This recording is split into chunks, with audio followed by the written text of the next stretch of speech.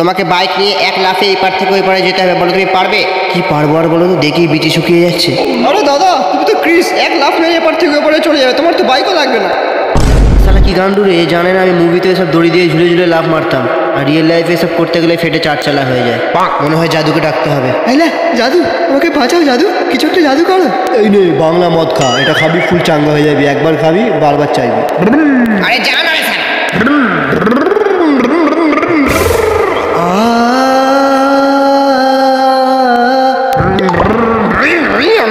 জাদু বাঁচাও জাদু, বেঁচে গেছি, আমার কলজে হাতে চলে এসেছিল।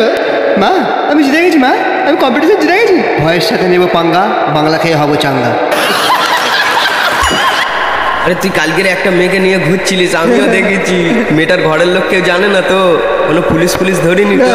হ্যাঁ খুব মজা নেই, বলেও তো গেছি।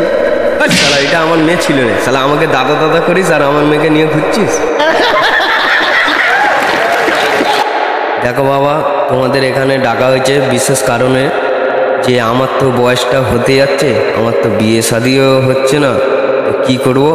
আমার অনেক টাকা পয়সা সব কিছু আছে, তোমাদের যদি একটা করে মেয়ে থাকে তাহলে আমাকে বলো, আমি অনেক খুশি হব।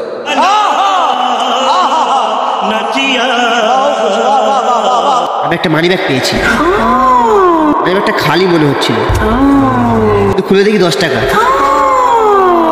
10 টাকার নোটে গু লেগেছিল।